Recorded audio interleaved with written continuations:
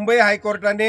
एकरकमी FRP बाबत राजू शेट्टी साहेबांनी जी याचिका दाखल केली होती त्या संदर्भामध्ये एकरकमी FRP देण्याचा निर्णय मुंबई हायकोर्टाने या ठिकाणी दिलेला आहे। परंतु या निर्णयाची अंमलबजावणी कधीपासून होणार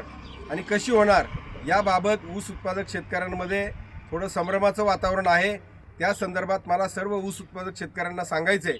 की 2 दिवसामध्ये राजू शेट्टी साहेब साखर आयुक्तांना त्या ठिकाणी भेटणार असून साखर आयुक्तांचा साखर कारखानदारावरती या ठिकाणी कंट्रोल असतो आणि कोर्टाची ऑर्डर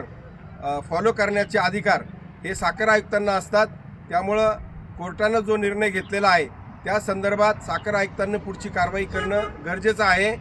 आणि साखर आयुक्तांनी तातडीनं या संदर्भामध्ये सर्क्युलर काढलं पाहिजे आणि ज्या कारखानदारांनी या ठिकाणी FRP पेक्षा कमी पैसे दिलेले आहेत त्या कारखानदारांना सर्क्युलर बजावून या ठिकाणी उर्वरित FRPची रक्कम तातडीनं ऊस उत्पादक शेतकऱ्यांच्या खात्यावर जमा करायला भाग पाडायचे आणि ही रक्कम देत असताना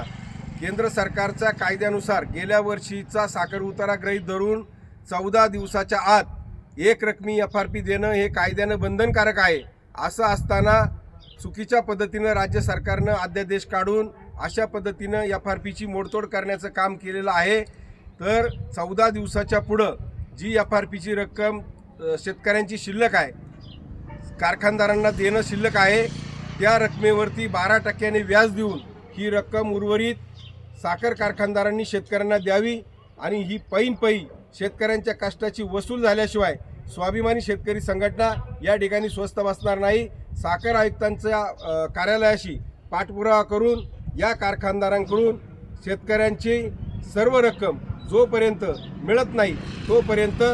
स्वाभिमानी शेतकरी संघटना या ठिकाणी स्वस्थ बसणार नाही।